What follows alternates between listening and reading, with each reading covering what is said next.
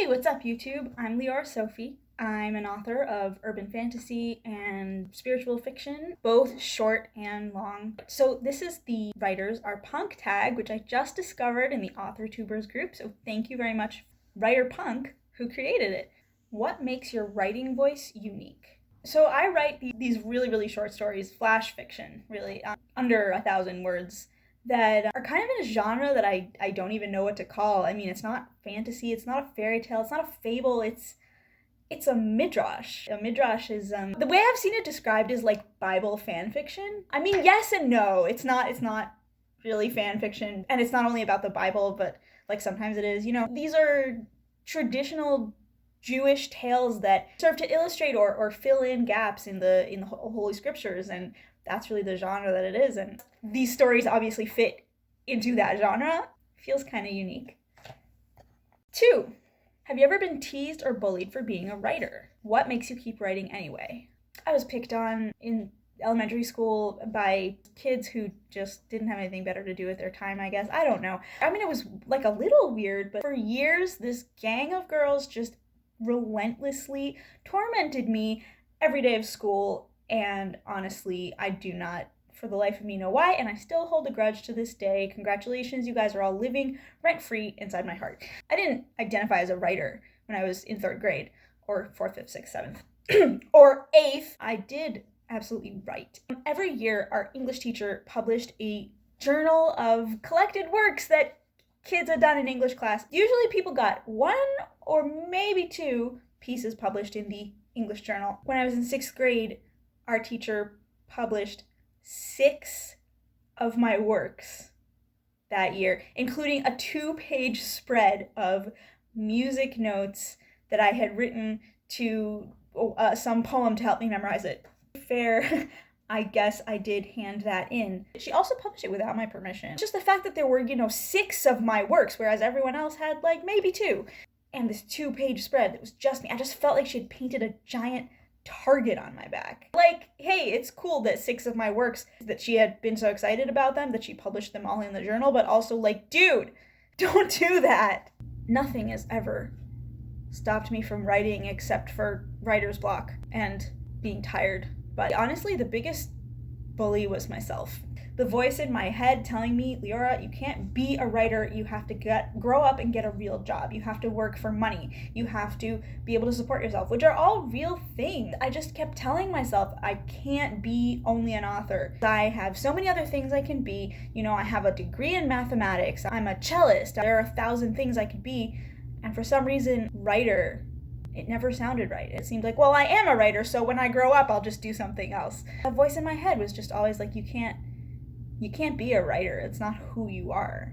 Even though deep down I always did feel like, yeah, I am. What made me keep writing anyway was that I liked my work.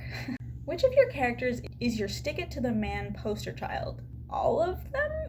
I am all about sticking it to the man, and my babies take after their mama. If I had to choose one, you know how I feel about making choices. I guess Kiero. He's like the central heterosexual love interest, and yet he's not traditionally masculine in almost any way. I mean, maybe in like 1 or 2 ways. He's emotional, and he's got no facial hair, and his whole arc is about sticking it to the man that is in himself and the man of society. That is why I chose him. Anyway. What's the most unconventional way you've used or subverted a trope? 2 of my main characters are nerdy boys, geeky boys. So they're both nerdy and geeky, who fiercely respect consent. You know what I'm saying? That's not a trope we see. What's your favorite book that no one has heard of, or a character that everyone forgets? Samuel. Like from the Bible. First Samuel.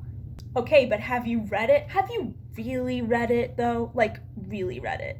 What's a trend in your genre that you dislike? Emotionally unavailable protagonist who takes forever to break down her walls and she can't trust anyone. I just don't relate to that. I just trust too easily. I fall in love too fast.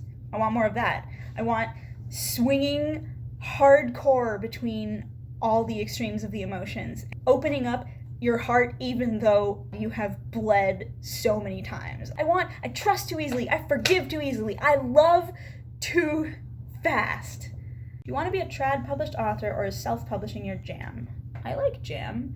Yam jams, fig jams, delicious exotic jams.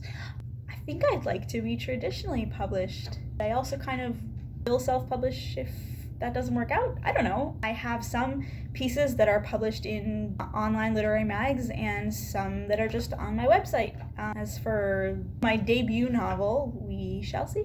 What's something you do as a writer that you haven't seen other writers do?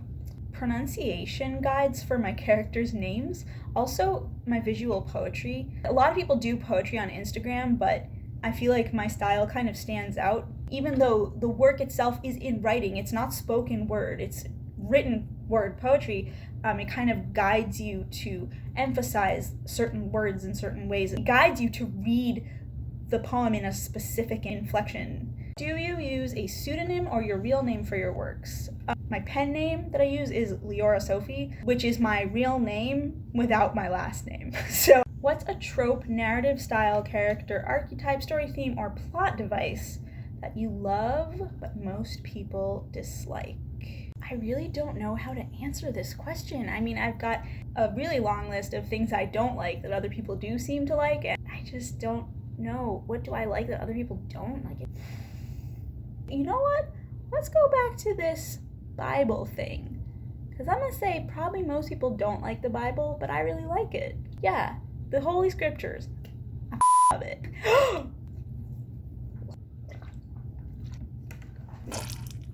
What I meant to say is I have the utmost respect for the sacred texts. Yeah.